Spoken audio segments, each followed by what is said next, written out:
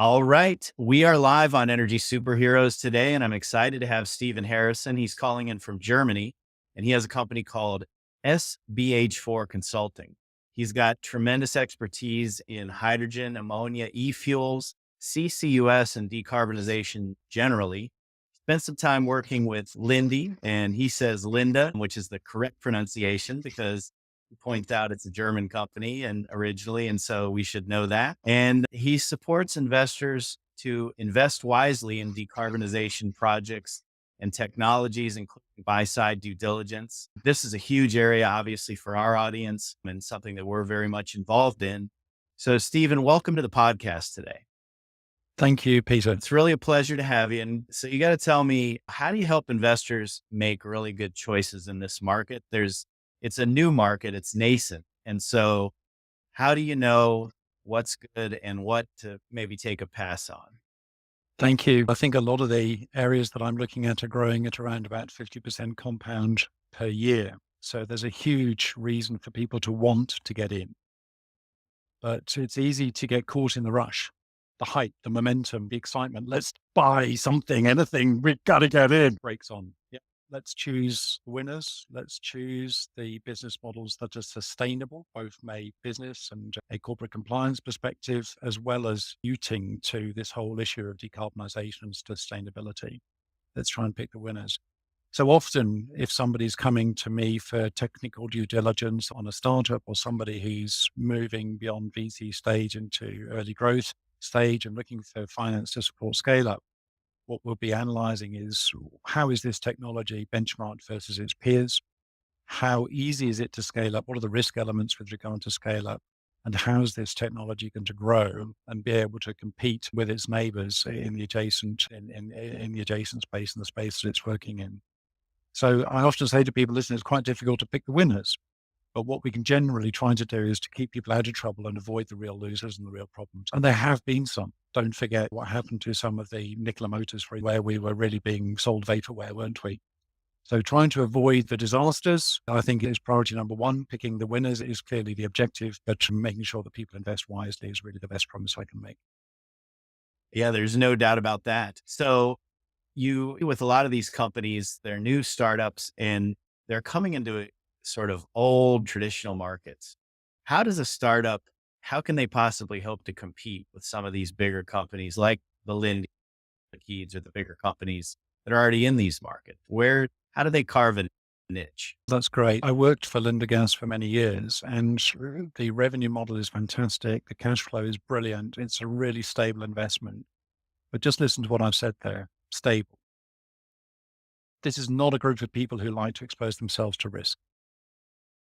This is not innovation as you might know it on the West Coast of the United States in Silicon Valley, right?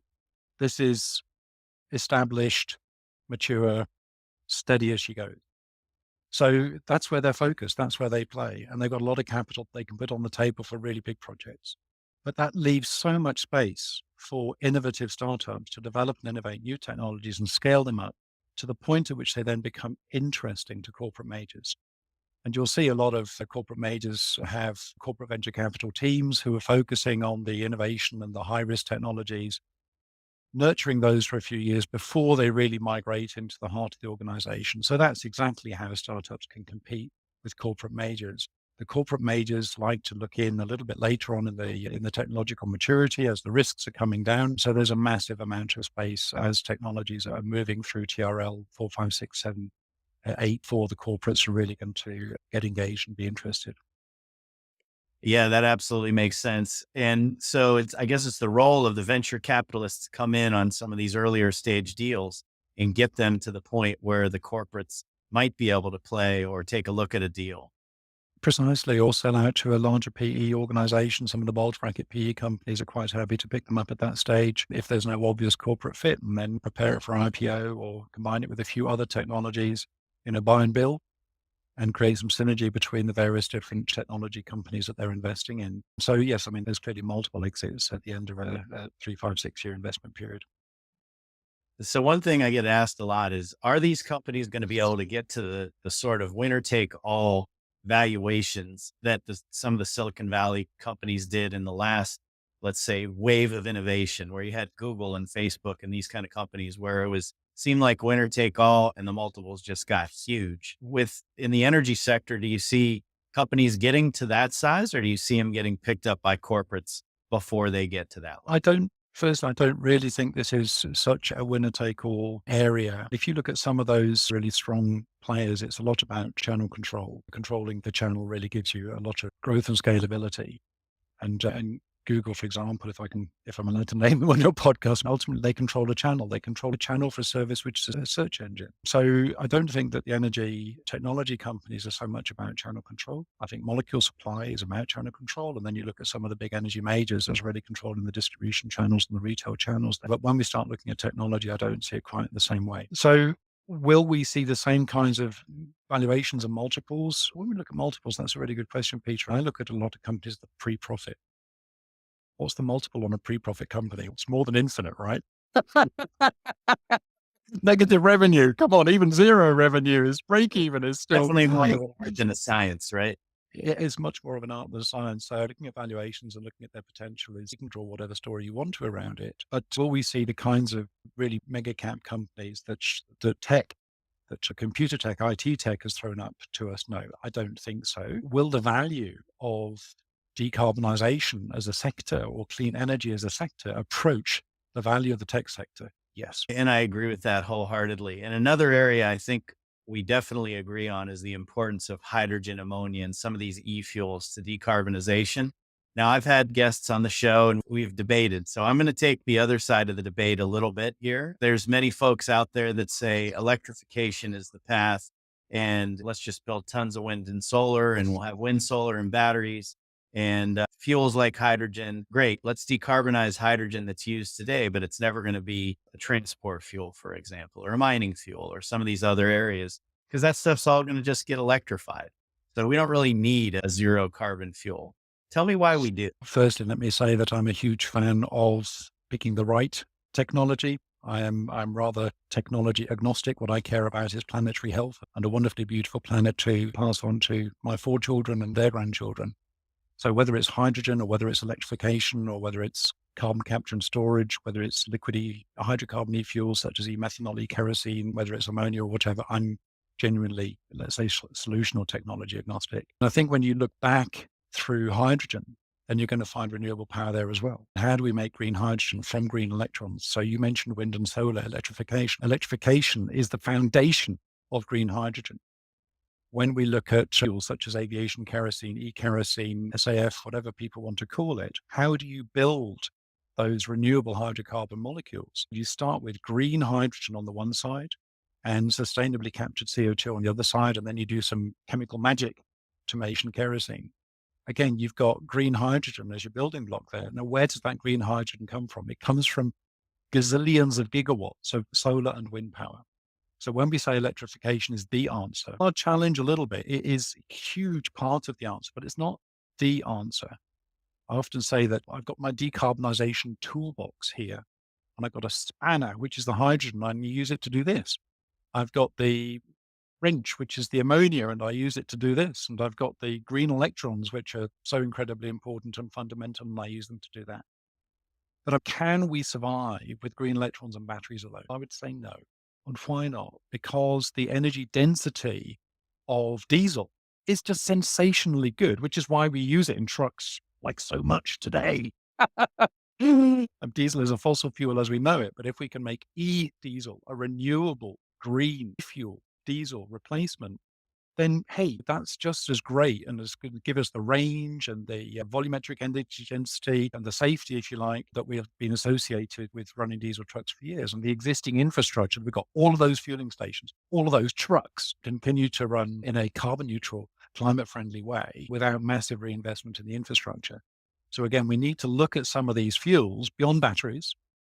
We need to look at some of these fuels and the strengths that they bring and how they can help us reduce the costs of the energy transition. Every time I need to buy a new battery bus or a new battery truck, that's $250,000 I need to put on the table just to get my new bus.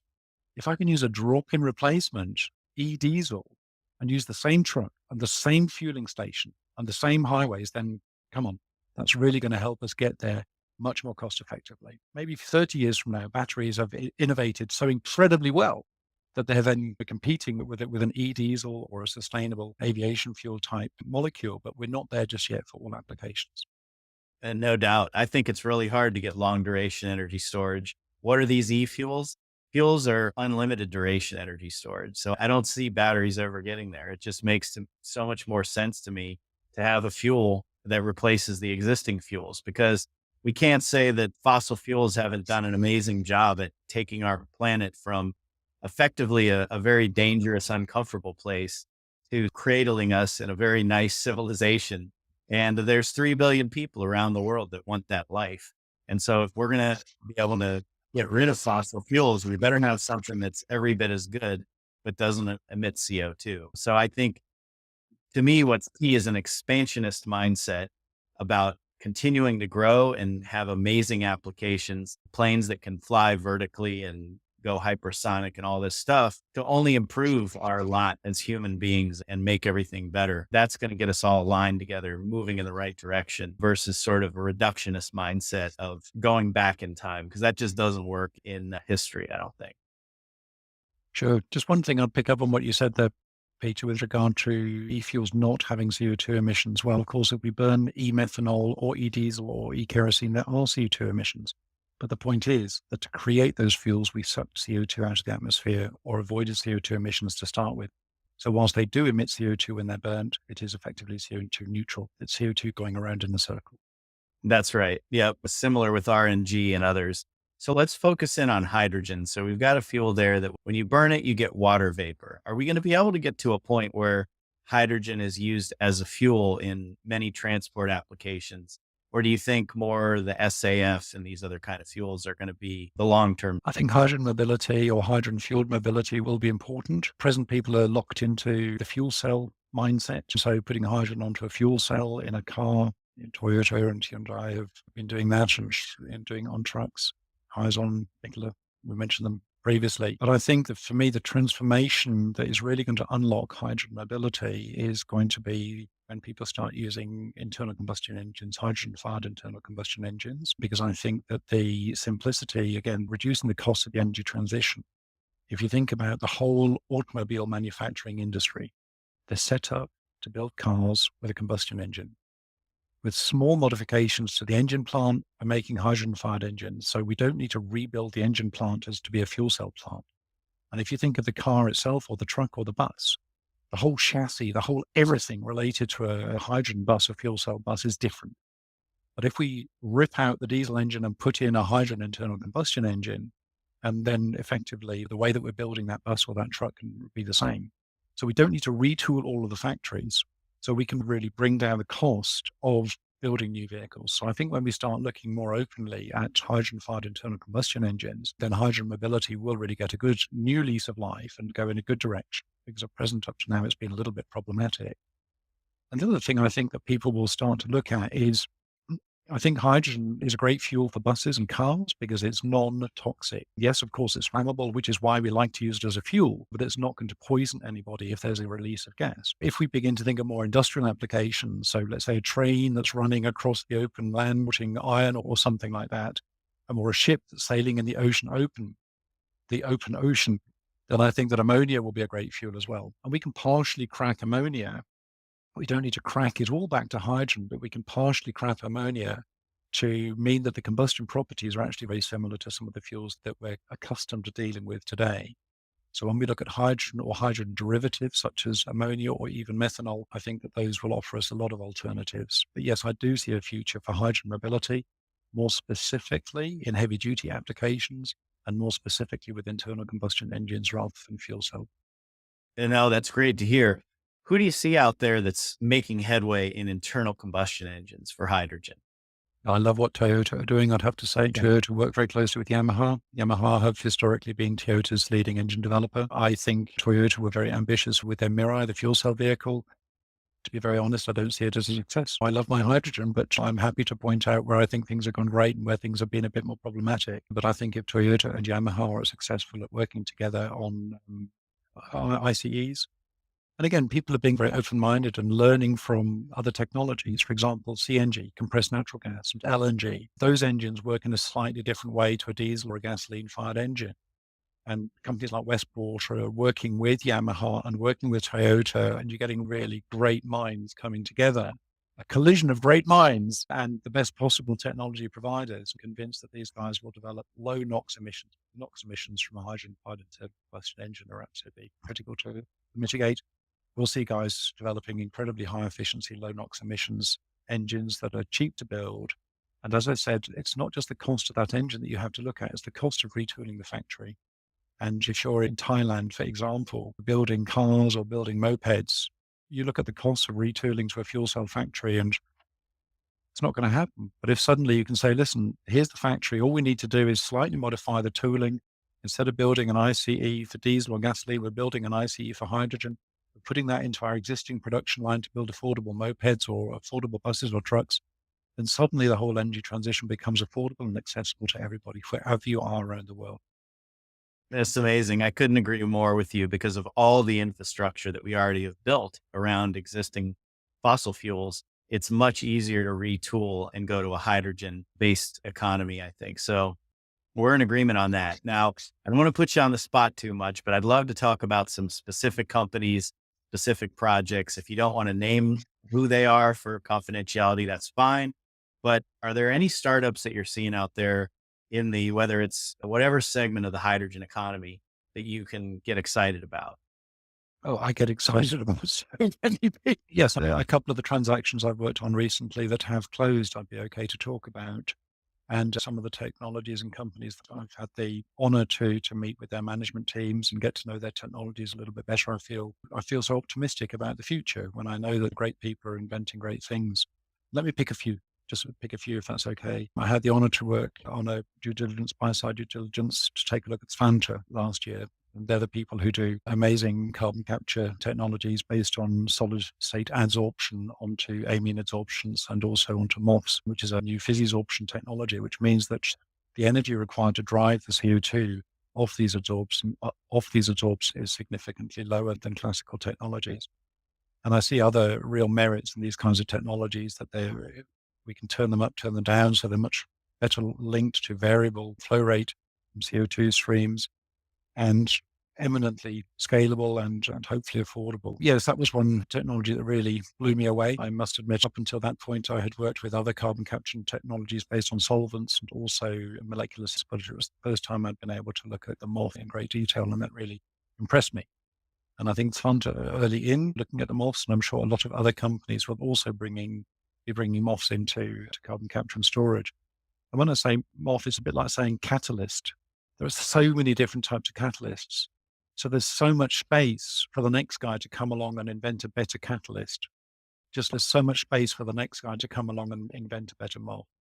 So once we've seen it's fun to open the door into this technological playing field and this sandpit, I can see other people coming in and hopefully making it even better. And maybe it's fun to learn from them and partner with them and improve their technology even beyond where it is today. And this is the kind of thing that really gives me hope when we see a really great spark, but we can also see how it's going to innovate and develop.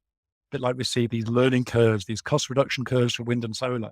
We can see exactly the same things happening for carbon capture and storage. And I'll tell you about another company that really excited me when I took a look at them. And again, this funding round is also closed, so I think it's okay to talk about it. It's a German company. I live and work here in Germany. It was a German company called Energy.Media, who have an incredibly innovative reactor design to do Fischer-Tropsch synthesis to make liquid hydrocarbon e-fuels and also to do reverse water gas shift, which is an upstream process to make syngas. And from that syngas, you then go on to do Fischer-Tropsch. And these are incredibly exothermic and endothermic reactions. So what I mean by that is this reaction, either Fischer-Tropsch gives out a massive heat and reverse water gas shift needs a lot of heat to make it work. So these reactors are really big heat exchangers integrated with reactors. And of course, the catalysts that people are going to use inside them are really important, but incredibly innovative microchannel reactors that are manufactured and assembled in a very, let's say, high-tech way and achieve great reaction conversions, great yields, because what they're doing is fantastic thermal management. As I said, these are very exothermic or endothermic reactions, meaning that the heat management and the heat exchange is absolutely the critical parameter to controlling the reaction cell activity, which means that if we want to make aviation kerosene, we can target that molecule instead of just making a bunch of junk that we're not really interested in. So I think it's a great technology, and I'd love to see that also go miles and miles and be producing gallons and gallons of synthetic renewable aviation fuel and e-diesel in the future. No, so those technologies sound amazing, and I am familiar with it. It's Savante, right? The carbon capture technology. I've seen those guys at a couple trade shows, and a second company you didn't mention I'm not familiar with, but we'll definitely link those in the show notes and appreciate you mentioning those. Let's touch on projects because the way I look at it is energy needs technology and projects. We can't just, again, going back to the Google example, we can't just make an algorithm and put it out there and have consumers adopt it. In the energy world, we've got to do big, large scale projects. We've got 51 billion tons of CO2 to get rid of. So what makes a good project for investors to be able to participate in? I think that depends very much on their risk appetite, Peter. For infrastructure funds, clearly they'll be looking at something that is relatively low risk. For, let's say, private equity investors in larger projects, perhaps they're willing to take a little bit more risk into their portfolio. And what do we mean by risk? Well, technology risk is one element of risk. Am I going to try a new technology at scale that's never been proven at this scale? Technology risk. The other area of risk that I often refer people to is project risk.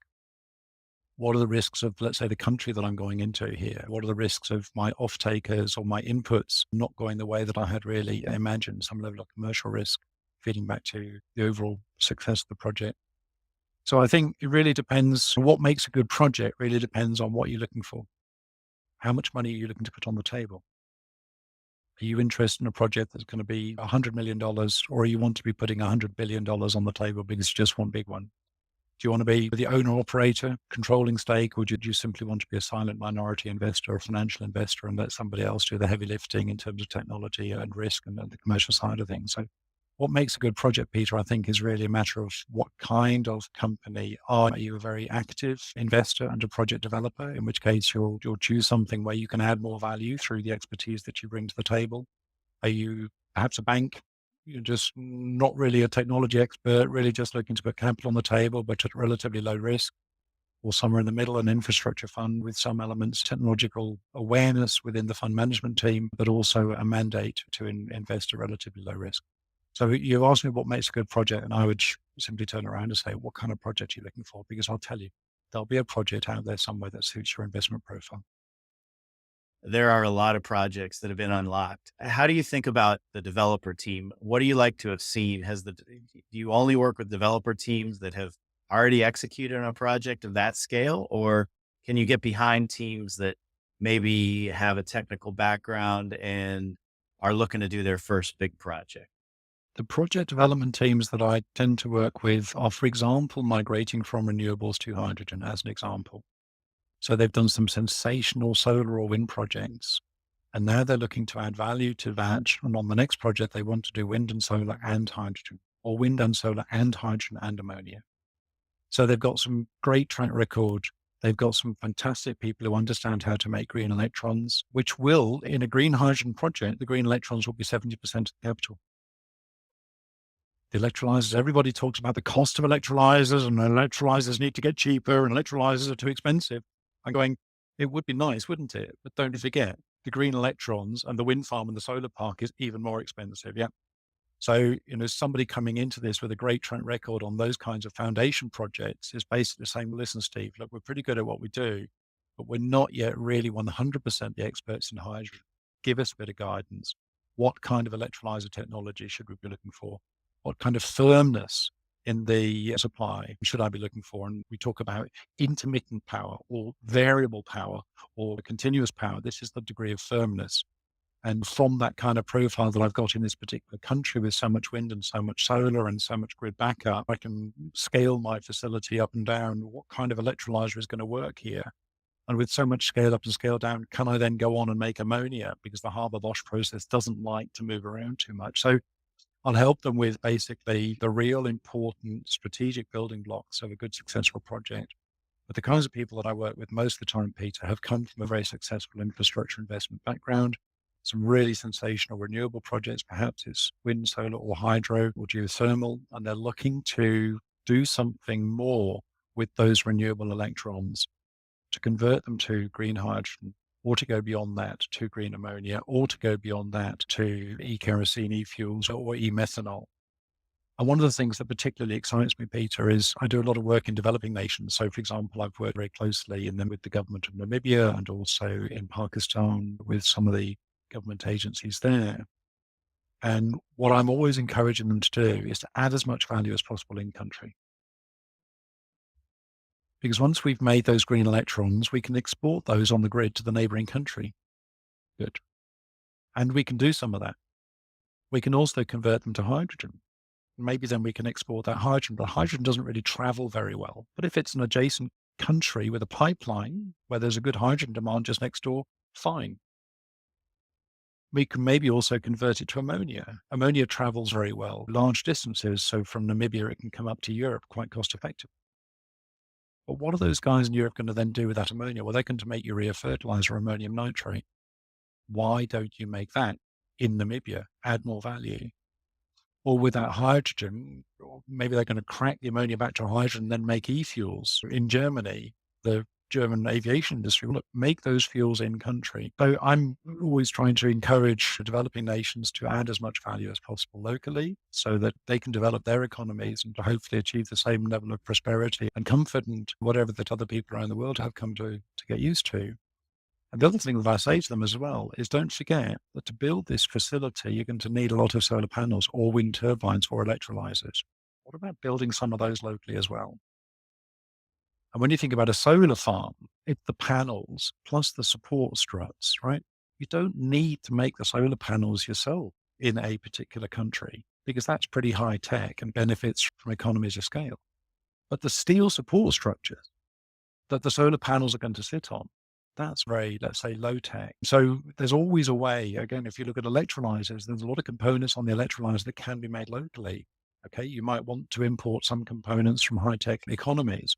There's so much value that can be added locally, either to increase the value of the molecules that are being exported or to actually get engaged in constructing the equipment, the wind turbines, the wind turbine towers, the solar farms. Is constructing the equipment that's going to be essential to build those facilities. And again, if people are looking at a 10 gigawatt expansion, the amount of electrolyzers, solar panels or wind farms that you're going to need to build to operate at that scale is massive. A factory that you build today is going to be running happily for the next 10, 15, 20 years. So it's not a matter of you build it and it runs for 2 years and then you don't know what to do with it. Once we start talking about 10 gigawatts of electrolysis capacity, then to get to that level is going to need a lot of input equipment. So building a factory to build that input equipment as well is often a pretty good consideration. Yeah, I think that makes a ton of sense. And I love it because you're talking about developing nations that are going to benefit from coming and having more people have power to be able to move forward. But also you have a manufacturing opportunity in those nations to lift people out of poverty by having high paying jobs. So I see that as a win-win. Let me ask you about hydrogen again, going back to that. How do you get offtake for hydrogen today? Let's say for a transport fuel or for one of these other newer applications. We see the biggest challenges. You take something like ammonia, there's an existing market for that. You take something like urea, there's an existing market for that. But when you're talking about hydrogen, really there's only some uses in refineries and there's some in the transport market starting to happen. But how do you get that offtake for a market that hasn't yet to develop? And I know that's always considered a risk for infrastructure investors. I would agree with that. But again, for an infrastructure investor, how much are they really going to get into hydrogen mobility? I would say that hydrogen mobility is an incredibly high risk area, number one. Number two, with regard to infrastructure, a hydrogen refueling station is going to cost $2 million. If you're an infrastructure investor, you're not interested in investing $2 million. An infrastructure fund, if its ticket size less than 100 million, they're not going to take a look. So is it a network of 50 hydrogen refueling stations adding up to 100 million? Maybe then they might just be interested. But I would still say that for an infrastructure investor, hydrogen mobility is the wrong play. Why do I say that? because we don't know if it's going to be fuel cells versus internal combustion engines for hydrogen. We don't know whether it's going to be ammonia-fired trains or hydrogen-fired trains. We don't know whether it's going to be batteries, as you said earlier on, or hydrogen. We don't know whether it's going to be buses or trucks or cars. We don't know how the shipping and the maritime industry is going to go, whether they're going to favor methanol. So I would say for any infrastructure fund, specifically if they have a relatively low risk mandate, I would say avoid hydrogen mobility at present. There are too many open variables. The other thing you're asking about is how do you secure off takers? For hydrogen mobility, I would say go with fleet users. We've seen in Germany, we've seen hydrogen refueling stations open at the roadside for public vehicles. And of course, I think there's 10 hydrogen fired cars in Germany for every single hydrogen refueling station. The queues are not very long, let's put it that way. Yeah. And I think the roadside infrastructure for hydrogen mobility, hydrogen refueling stations, I think is wrong. The timing is simply wrong. The off takers are not there. The cars are not there. The consumers are not there. But if you go to a captive forklift truck fleet running inside a BMW car plant where there's 300 forklift trucks running around, and you convert those from battery to fuel cell and hydrogen, exactly, that's the plug power business model, isn't it? Then it can really be a win-win for everybody. So I think when we look at mobility and hydrogen and off-takers, I would say go to captive markets, go to fleet operators, whether it's a garbage truck fleet, whether it's a bus fleet, whether it's a truck fleet, who is making a conscious decision to transition to hydrogen, enough hydrogen to justify a hydrogen refueling station and enough hydrogen to justify an electrolyzer. But again, even if I'm running 10 buses or 20 buses or 30 buses, that's still a relatively small electrolyzer and a relatively small hydrogen refueling station. Total ticket size, maybe 10 to 20 million. Again, are there really any infrastructure funds who are going to be interested in a single transaction of 20 million? Not so sure. I think for the infrastructure funds, it's much more about staying closer to the really big projects, big wind and solar, going to big green hydrogen or big green ammonia. But again, if you think of the hydrogen on the refineries, that'll typically be 400 tons a day of hydrogen, which is a massive electrolyzer. Now we're talking about putting $2 billion on the table or more. $4 billion on the table. Now that's what we're looking at, linked to wind or solar park. Now, for me, this is an infrastructure type investment. Let's say a 20-year off-taker who's already using hydrogen today, knows he needs hydrogen in the future. Not like this bus fleet operator who's going to go with hydrogen today and then change their mind to batteries next year and then change their mind to something else the year after, right? That's not an infrastructure play for me. Yeah, that makes tons of sense. So let's transition then and say who would invest in those kind of deals? And we always look at this, we call it an in-betweener because the venture investor wants technology and the private equity investor or the infrastructure investor wants de-risk projects. Who invests in those kind of smaller, let's say, refueling station networks? How do you get Uh, those done? I describe those kinds of companies as specialist PE type organizations, so private equity. So they're accountable to themselves, right? And the investors who've chosen to put their money into the fund and trust the fund management team, they don't have a network of shareholders that they're accountable to. But again, specialized or focused private equity. And we also see quite a lot of subsidies, government subsidies going into those kinds of areas to give them a little bit of a boost because everybody knows that, as you say, it's not yet de-risked enough for the corporates and the people who are accountable to their shareholders to get in. But as you say, there's no real technology risk. So it's not really for a VC. But yeah, so I mean, I describe the main investors in those kinds of areas as what I would call specialized PE companies. No, that's really helpful. Let's end with sort of geopolitics. So the US passed the Inflation Reduction Act, and I think you bring a unique perspective because you're sitting in Germany. What have you seen after that IRA passed in terms of, let's say, dollars flowing into the United States compared with Europe? Has it been a major impact, or is it just, okay, it's another thing and we expect the EU to pass similar? Where do you see it going in terms of that IRA making a difference? It made an incredible difference and it's still making an incredible difference. It's one of the best pieces of legislation that I think any country has passed in terms of a very clear, easy to understand, supportive framework for both carbon capture and hydrogen related innovation. It's supporting people who want to build factories, to build equipment. It's supporting people who want to make molecules. And the way I describe it to people is they basically said, look, what's the cost in 2030 going to be? Let's say $2 a kilo for hydrogen. We're going to subsidize the difference between where we are today and that what the cost that we imagine is going to be in the future. So we're basically bringing 2030 costs through to 2023. By the time we get through to 2030, technology will have scaled up, technology will have matured, technology will have innovated to such an extent that we're genuinely at $2 a kilo and we don't need the subsidies anymore. But to encourage people to imagine that we're in 2030 already, that's what we're going to subsidize. And I really love that it covers carbon capture with a reasonable capture rate. I think it's around about 70 or 75%, as well as hydrogen, because both are utterly critical. And what I really loved to read last week, I think it was last week when I saw it come through, is that there was a vote very recently passed in the United States where CO2 utilization will be given the same regulatory tax intensive status as CO2 sequestration. So again, as we were talking earlier on, to make e-methanol, I need green hydrogen and I need renewable CO2. Only when I combine those can I make kerosene or methanol, some of these higher liquid hydrocarbons. But again, I'm utilizing that CO2 there. I'm not permanently sequestering it underground. So do I get the incentives? Do I get the tax subsidies? Do I get the same breaks as the other guy? The answer now is yes, you do.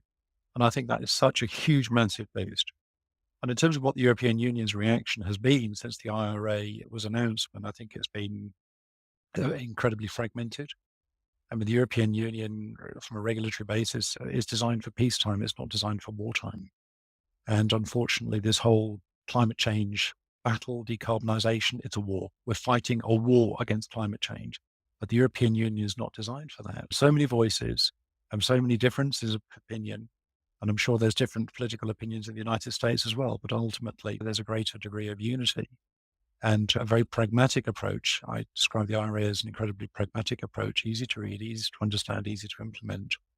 And I've spoken with a couple of people here in Europe recently. So the European Union has reacted piecemeal to what we've seen done in the United States. Oh, we need a bit more of that. Oh, that's not quite enough. Oh, in that case, what we need is a bit more of that as well. So we've now got this cocktail of incentives and regulation that, if you can manage to work it out, is possibly as good as the IRA. But I spoke to somebody recently and they said to me, listen, Steve, I haven't got 4 lawyers working in my team. I haven't got the time to work it out. We're going to offshore to the States anyway. It might be just as good, but we've already decided because it's just too complicated. So you need to think of that complexity hurdle as well. These are busy startups. They want to invent and innovate great technology. They want to run really super high efficient factories that make low cost hydrogen. That's their motivation. They don't want to get bogged down wading through mud to try and understand what the incentives mean. And that's why so many people I talk to are so excited about what has happened in the States and why they're absolutely committed to go there. And we will see, sadly, from a European perspective, but to the great benefit of the United States, we will see a massive amount of technology offshoring and people investing in the United States, building their factories in the United States, because it's a secure environment for them to invest in. They know that they're going to get the appropriate subsidies to build the factories and to train the people, and that they know that their technology is going to be used and have a good uptake rate once they've built the factory. Steve, I couldn't agree more, and we're seeing it. So we've already seen a couple of funds from Europe open up operations in the United States where they didn't have them before. And we're looking at deals where European investors want to get involved in the US market. And it is thanks to the IRA. And I won't go into the politics, but in the end, it was the sausage got made the right way and the bill got passed. And I don't think people in the United States yet realize the degree to which that bill was bipartisan, intelligent, and good for business. So it's a beautiful thing. Stephen, I actually unfortunately have to run. I'd like to keep you on for another 30 minutes. We're definitely going to have you back because it so directly impacts our audience and what they care about, which is mostly made up of companies and investors that are trying to get involved in energy transition. I think you have a tremendously pragmatic approach, which is when so much is pie in the sky, what you talk about can actually be implemented, which is a huge, huge advantage in today's market to have that sort of on the ground knowledge. So we appreciate you being on. This has been Stephen Harrison from SPH4. And as he says, it is his company. And so if you hire him, you're getting him, not some staff that may not have his level of knowledge. So I think he brings a lot of value. If you're an investor out there, look him up. He's on LinkedIn and other places, and we'll have this published as soon as we can. Stephen, thanks for being on. Thank you so much, Peter. And thank you to all of the viewers for your time and interest.